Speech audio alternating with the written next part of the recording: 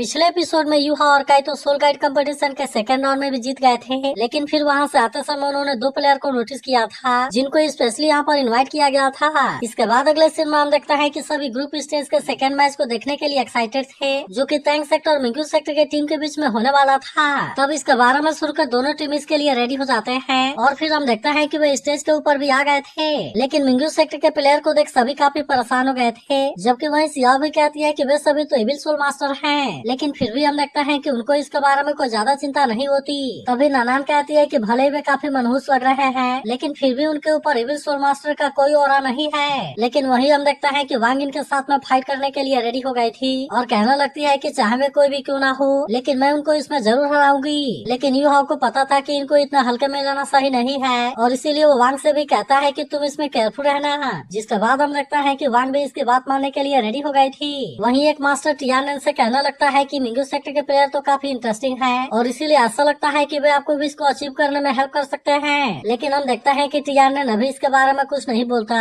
जबकि वहीं उधर हम देखता है कि वांग मैच के लिए रेडी हो गई थी, जहाँ पर उसका सामना मिंगू सेक्टर के यू चेन से होने वाला था। तब इसके बारे में सुनते ही सभी इनके बीच के मैच को देखने के लिए एक्साइटेड हो जाते हैं। तभी हम देखते हैं कि यू चेन तुरंत अपने पावर का यूज करके वांग के ऊपर अटैक करना शुरू कर देता है, लेकिन फिर भी हम देखता है कि वो वांग का कुछ भी नहीं कर पाता, क्योंकि वांग ने इसके अटैक से अपने आप को बहुत ही आसानी से बचा लिया था। मगर इसके बाद हम देखता है कि वांग भी अपने बटरफ्लाई गॉड स्लैश का यूज करने के लिए रेडी हो जाती है और अब इसीलिए वो इसका यूज करके यूचेन के ऊपर अटैक कर देती है। लेकिन वही हम देखते हैं कि यूचेन ने भी इसके अटैक को रोक लिया था, जिसके वजह से वांग भी अपने अटैक से इसका कुछ नहीं कर पाती और इसीलिए यूचेन फिर से इस पर अटैक करने के लिए कोशिश करता है। मगर वही हम देखता है कि वांग को अभी भी इसके बारे में कोई चिंता नहीं होती। जिसके बाद हम देखता है कि वो अपने फोर्थ सोल स्किल का यूज करने के लिए रेडी हो गई थी और अब इसीलिए वो अपने हेक्साग्राम फॉर्मेशन के पावर को एक्टिवेट कर लेती है। जिसके बाद हम देखता है कि यूचेन इसका पावर के सामने कुछ भी नहीं कर पाता और वांग ने अपने इस पावर का यूज करके यूचेन को बहुत ही आसानी से नीचे दबा दिया था। तभी वांग कहने लगती है कि मेरी फोर्थ स्किल अपने ओपोनेंट को न केवल ब्लाइंड बना देती है, बल्कि ये अपने ओपोनेंट के सोल पावर को भी कंज्यूम कर लेता है। लेकिन इसके बाद भी हम देखता है कि वांग उसे कोई चांस नहीं देना चाहती थी, इसीलिए हम देखता है कि वो फिर से अपने पावर को यूज करने के लिए रेडी हो जाती है और अब इस तरह से उसने अपने हाउटियन हैमर को बाहर निकाल लिया था। इसके बाद हम देखता है कि वांग अपने हाउटियन हैमर का यूज करके यूचेन पर अटैक करने के लिए रेडी हो जाती है, जिसे देखते ही सभी इस बात से काफी हैरान हो गए थे।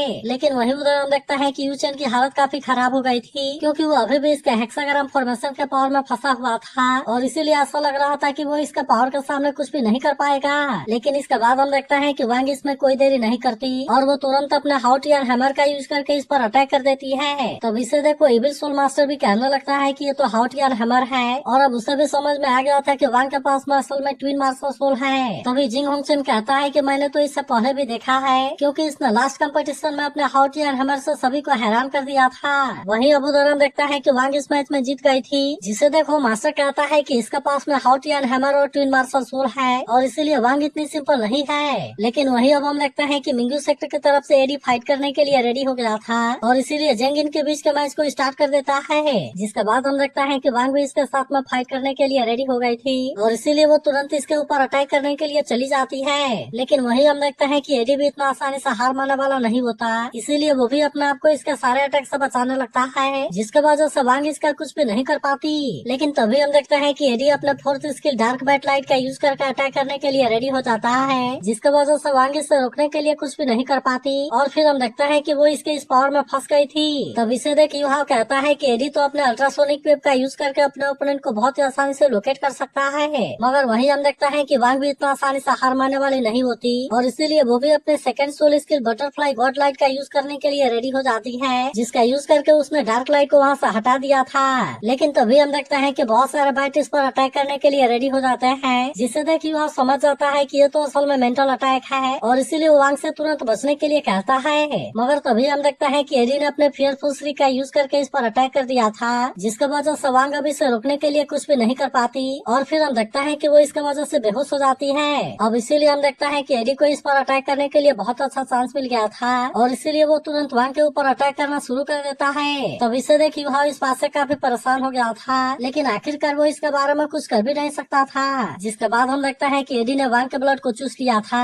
और फिर उसके बाद वो इसे नीचे गिरा देता है। जिसके बाद इसे देखिए वह इस बात से काफी गुस्सा हो गया था, लेकिन फिर भी वो इसके बारे में कुछ भी नहीं कर पाता। मगर वहीं उधर हम देखते हैं कि मिंगू सेक्टर वाले इस बात से काफी खुश हो गए थे और वो इनके ऊपर काफी जोर जोर से हंसने लगता है। लेकिन तभी अचानक से हम देखते हैं कि वांग के ब्लड के वजह से एडी के बॉडी में कुछ रिएक्शन होने लगती है, जिसके वजह से वो इसे रोकने के लिए कुछ भी नहीं कर पाता। और फिर हम देखते हैं कि इसका सारे मेरिडियन डिस्ट्रॉय हो जाते हैं। तब इसे देख जिंग अपने पावर का यूज करके इसके बॉडी को चेक करता है और फिर वो बताता है कि इसका सारे मेरिडियन डिस्ट्रॉय हो गए हैं और अब इसीलिए वो फाइट नहीं कर सकता। जिसके बाद हम देखता है कि वांग इस मैच को भी जीत गई थी और अब इसीलिए टैंक सेक्टर के पास में 2 पॉइंट हो जाते हैं। लेकिन तभी एडी को ऐसा हालत में देख उसकी सिस्टर इस पर काफी गुस्सा हो जाती है और अब इसीलिए हम देखता है कि वो अपने पावर से वांग पर अटैक करने के लिए आ गई थी। लेकिन तभी से देख युहाओ ने भी अपने पावर का यूज करके इस पर अटैक कर दिया था और वहीं हम देखता है कि बाकी प्लेयर भी वांग को बचाने के लिए वहाँ पर आ जाते हैं। मगर अभी भी हम देखता है कि एडी की सिस्टर अटैक करने के लिए आ रही थी, जिसके बाद जिंग अपने सिल का यूज करके इसे रोक देता है। लेकिन उसने स्नीक अटैक करके उसने यहाँ के रूल को तोड़ दिया था और इसीलिए हम देखता है कि जिंग उसे इसमें से डिस्क्वालीफाई कर देता है। अब इसीलिए हम देखता है कि टैंक सेक्टर के पास में 3 पॉइंट हो जाते हैं और वही जिंग के ऐसे डिसीजन को देख यहाँ के लोग भी काफी खुश हो गए थे।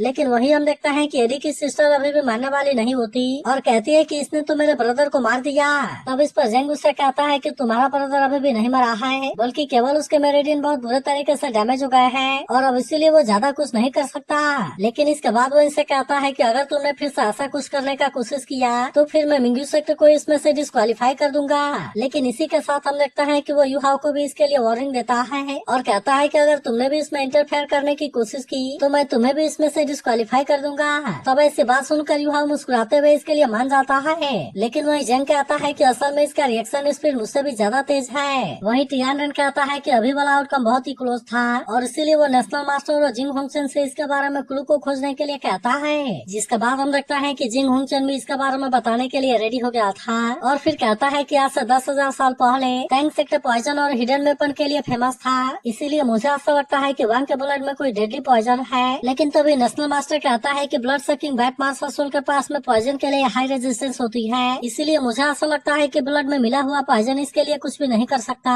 और इसीलिए कहीं ऐसा तो नहीं कि वांग के ब्लड में ही कोई चीज है। वहीं उधर हम देखते हैं कि अब अगले मैच में सियाओ जाने वाली थी और फिर वो वांग से कहती है कि अब तुम मुझे भी देखने के लिए रेडी हो जाओ। तब इससे देख टियानरेन कहता है कि टैंक सेक्टर ने यहाँ के एडवांटेजेस कंडीशन के अंडर में अपने प्लेयर को चेंज कर दिया। वहीं उधर हम देखता है कि इंडिविजुअल मैच का चौथा राउंड होने वाला था, जहाँ पर इस बार सियाओ का सामना चीन यू से होने वाला था। वहीं उधर नानान चेक करती है कि वांग का हार्ट मेरिडियन पूरी तरह से नॉर्मल है और इसीलिए वो कहती है कि अच्छी बात है। लेकिन तभी युहाओ भी वांग से पूछने लगता है कि तुम्हें कैसा फील हो रहा है, क्योंकि जब एडी ने तुम्हारे ब्लड को चूसा था तब इसके वजह से उसके सारे मेरिडियन डैमेज हो गए। तब इस पर वांग कहती है मुझे भी नहीं पता कि आखिरकार ये कैसे हुआ, लेकिन मेरे अंकल ने मुझे बचपन से ही बहुत सारा रेयर ट्रेजर खिलाया है और इसीलिए ऐसा हो सकता है कि मेरा ब्लड बाकियों से अलग हो। वहीं उधर हम देखते हैं कि किन्यू अपने पावर का यूज करके सियाओ पर अटैक करने के लिए आ गई थी, लेकिन सियाओ भी अपने फर्नेस का यूज करके इसके अटैक को बहुत ही आसानी से रोक लेती है। तभी इसे देख युहा कहता है कि पिछले 2 मैच की तुलना में मिंग्यू सेक्टर के फाइट करने का तरीका बदल गया है, क्योंकि अब सीधे सीधे हमारे प्लेयर को इंजर करना चाहते हैं ताकि इस तरह से वे हमारे फाइटिंग ताकत को कम कर सके।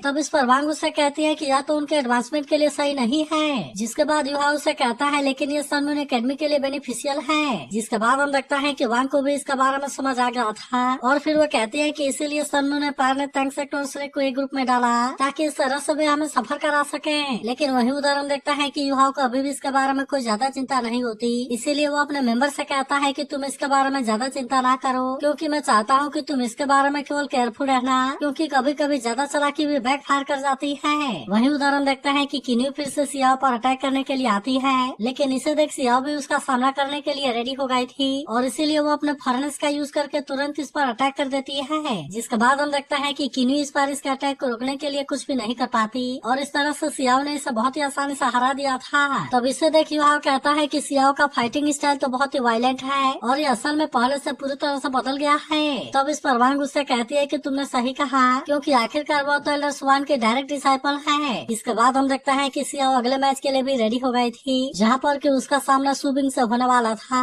और फिर हम देखता है कि वो यहाँ पर आते ही अपने 6 सोलिंग को एक्टिवेट कर लेता है। जिसके बाद हम देखता है कि सभी इस बात से काफी हैरान हो गए थे और वहीं युहा भी कहता है कि मिंग्यू सेक्टर का फाउंडेशन सच में काफी इम्प्रेसिव है। इसके बाद वो सियाओ से कहता है कि तुम प्लान के अनुसार काम करना। जिसके बाद हम देखता है कि सियाओ भी इसकी बात मानने के लिए रेडी हो गई थी, मगर वहीं हम देखता है कि सुबिंग इसे इतना आसानी से छोड़ने वाला नहीं होता, इसीलिए हम देखता है कि वो तुरंत अपने पावर को एक्टिवेट करना शुरू कर देता है, जहाँ पर कि उसने अपने बॉडी में बहुत सारे खंजर को मार लिया था और फिर हम देखता है कि उसके बॉडी में कोई कोई पावर जनरेट होने लगती है। इसके बाद हम देखता है कि वो एक जायंट स्नेक में ट्रांसफॉर्म हो गया था, जिससे देख सियाओ कहती है कि ये तो ट्रू मास्टर सोल है। तभी वांग कहने लगती है कहीं वो 7 सोरिंग वाला मास्टर तो नहीं है। तभी यह भी कहने लगता है कि इसकी सोल पावर इंक्रीज नहीं हुई और इसीलिए वो जरूर इस 6 में ट्रेडिंग वाले मार्शल सोल के ऊपर एक्ट कर रहा होगा। लेकिन वहीं काई तो समझ गया था कि मैंग्यू सेक्ट इतना हाई लेवल के सोल गाइड को डेवलप नहीं कर सकता और इसीलिए इसे जरूर इस सनमून एकेडमी ने प्रोवाइड किया होगा। वहीं उदाहरण देखता है कि सुबिंग अब अटैक करने के लिए पूरी तरह से रेडी हो गया था, जिसे देख युवा कहने लगता है कि सुबिंग का मास्टर सोल प्राइमल फॉरेस्ट का रूलर है और अब इसीलिए हम देखता है कि उसने ताकत के मामले में सियाओ को सप्रेस कर दिया था। लेकिन इसके बाद भी हम देखता है कि सियाओ इतना आसानी से हार मानने वाली नहीं होती, इसीलिए अब उसने अपने 4th सोल स्किल को एक्टिवेट कर लिया था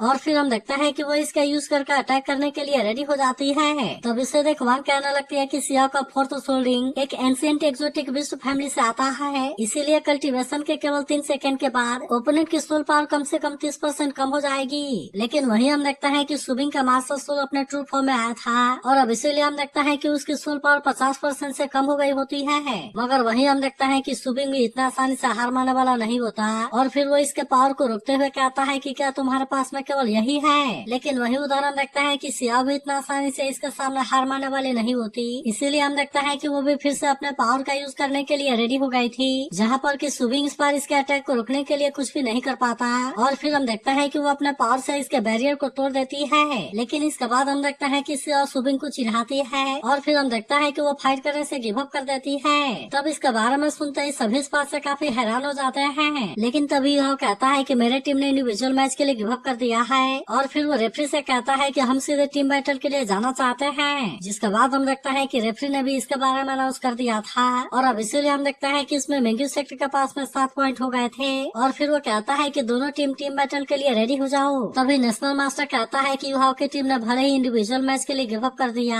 लेकिन फिर भी उन्होंने अपने ओपोनेंट को बहुत बुरे तरीके से इंजर्ड किया है। फिर वो कहने लगता है कि अब तो वे सीधे टीम बैटल में जाना चाहते हैं, जबकि वही सुबिंग ने अपने सोल पावर को भी रिकवर नहीं किया है और इसीलिए ऐसा लगता है कि युवा तो काफी चालाक है। तभी जिंग होंगचन भी कहने लगता है कि भले ही टैंग सेक्टर ने इंडिविजुअल मैच के लिए मना कर दिया, लेकिन फिर भी उसमें इनको 4 पॉइंट मिले थे। इसके अलावा टीम बैटल में जीतने पर 5 पॉइंट मिलेंगे, इसलिए टैंग सेक्टर अगर इसमें जीत गया तब इस तरह से उनके पास में 9 पॉइंट हो जाएंगे और इसीलिए ऐसा लगता है कि उनकी कैलकुलेशन बहुत ही अच्छी है। लेकिन फिर वो कहता है कि तुम्हें लगता है कि मैंग्यू सेक्टर तुम्हें इतना आसानी से जाने देंगे। तभी नेशनल मास्टर उससे कहता है कि तुम्हें तो मैंग्यू सेक्टर में कुछ ज्यादा ही कॉन्फिडेंस है, जिस पर जिंग होंगचन उससे कहता है कि तुम इसे देखते जाओ क्योंकि वे टीम बैटल में ही अपने असली पावर को यूज कर सकते हैं। वहीं हम देखता है कि मैंग्यू सेक्टर वाले टीम बैटल के लिए पूरी तरह से रेडी हो गए थे और उनकी कैप्टन कहती है कि तुम इनको मार दो। लेकिन वही उदाहरण देखता है कि वह और उसके साथियों को इसके बारे में कोई चिंता नहीं होती, इसीलिए वे सभी भी अपने अपने पावर का यूज करने के लिए रेडी हो गए थे और फिर हम देखता है कि वे इनके साथ में फाइट करना शुरू कर देते हैं। वही उदाहरण देखता है कि वह भी अपने आइस पावर का यूज करके अटैक कर रहा था, जबकि वही सिया भी अपने फर्नेस का यूज करके इन पर अटैक कर रही थी। वहीं हम देखता है कि वांग अपने बटरफ्लाई गॉड लाइट वाले पावर का यूज करने के लिए रेडी हो गई थी, लेकिन तभी मैंग्यू सेक्टर की कैप्टन भी अपने पावर का यूज करने के लिए रेडी हो जाती है और हम देखता है कि वो अपने 4th soul skill ultrasonic shockwave का यूज करके अटैक करने के लिए रेडी हो गई थी। वही उदाहरण देखता है कि काइतो भी अपना जलवा दिखाने के लिए रेडी हो गया था और वो तुरंत अपने पियर्सिंग कैनन का यूज करके इन पर अटैक करने के लिए रेडी हो जाता है। लेकिन फिर भी हम देखता है कि इन्होंने काइतो का अटैक को रोक लिया था और इसीलिए वे इसमें इनका कुछ भी नहीं कर पाते। लेकिन अभी भी हम देखता है कि काइतो इतना आसानी से मारने वाला नहीं होता और हम देखता है कि वो अपने फियर आई का यूज करने के लिए रेडी हो गया था। तब इसे देखते ही जिंग होंगचन भी इस बात से काफी हैरान हो गया था और फिर वो कहता है कि अब तो ये लेवल 7 में है। इसके अलावा फियर आई 100 मीटर के हाइट पर होवर कर सकती है और फिर चार्ज हो जाने के बाद वो हर 10 सेकंड में फियर रे को फायर करेगी। वही उदाहरण देखता है कि मैंग्यू सेक्टर के प्लेयर भी इस बात से काफी परेशान हो गए थे, क्योंकि उनको भी पता था कि फियर आई का अटैक काफी पावरफुल होगा और इसीलिए लेवल 7 से कम वाला इसका पावर को नहीं रोक पाएगा। तभी वो देखता है कि फियर आई को तो असल में काइतो कंट्रोल कर रहा है, इसीलिए हम देखता है कि वो इस बात से काफी हैरान हो गया था और फिर कहता है कि सोल गाइड में इसकी टैलेंट तो युवा से भी ज्यादा है। तभी टियानडेन भी कहता है कि काइतो से मुझे बिल्कुल जानी पहचानी सी फीलिंग आ रही है। वही उदाहरण देखता है कि एक प्लेयर वांग के ऊपर अटैक करने के लिए आता है, लेकिन वांग उसके अटैक से अपने आप को बहुत ही आसानी से बचा लेती है। लेकिन तभी इसी बीच हम देखता है कि सुबिंग अपने पावर का यूज करके नानान पर अटैक करने के लिए आने लगा था, जिसे देखते ही सेंसी तुरंत उसे बचाने के लिए रेडी हो जाता है और अब इसीलिए हम देखता है कि वो सुबिंग का सामना करने के लिए खुद उसके सामने आ गया था।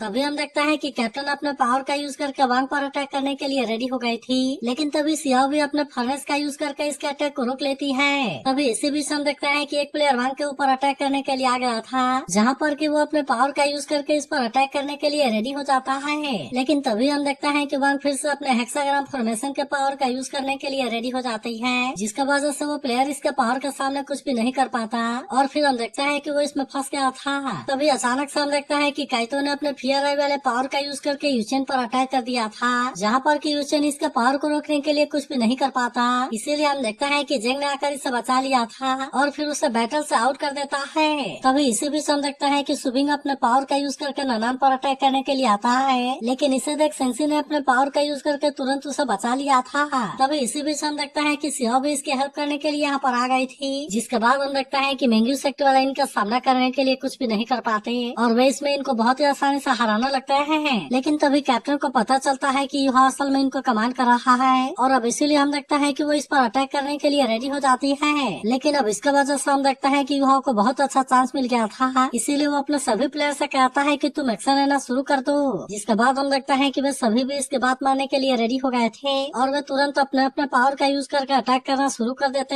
हैं। वही हम देखते हैं कि सेंसी भी अपने स्वार्मिंग एक्सचेंज वाले पावर का यूज करने के लिए रेडी हो गया था, जिसका यूज करके वो कैप्टन को बहुत ही आसानी से बीच में ला देता है और अब इस तरह से हम देखते हैं कि वे इस पर फियर आई के पावर का भी यूज करके अटैक करने के लिए रेडी हो गए थे। वही अब उधर हम देखते हैं कि बाकी प्लेयर अपने कैप्टन के बिना ज्यादा कुछ नहीं कर पाते और इसीलिए युहाओ की टीम इनको बहुत ही आसानी से हराने लगती है। लेकिन तभी इनको पता चलता है कि कैप्टन ने इनके पावर को बहुत ही आसानी से रोक लिया है, इसीलिए हम देखते हैं कि वे सभी इस बात से काफी हैरान हो गए थे और फिर वे कहने लगता है कि इसने तो लेवल 7 वाले फियर रे और अल्टीमेट आइस के पावर को भी इतना आसानी से रोक लिया, जिसके पावर असल में लेवल 7 वाले सोल मास्टर को भी मारने के लिए काफी है। लेकिन तभी जिंग होंगचन कहने लगता है कि मेरे सोल गाइड के एम्पलीफिकेशन के अंडर में शैडो सोल मास्टर की ट्रू फॉर्म सोल सेज के बराबर हो गई है, जिसका वजह से सबसे ताकतवर किलिंग मूव भी इसके सामने कुछ नहीं कर सकता और अब इसीलिए चलो मैं भी देखता हूँ कि तुम इसके सामने क्या कर पाते हो।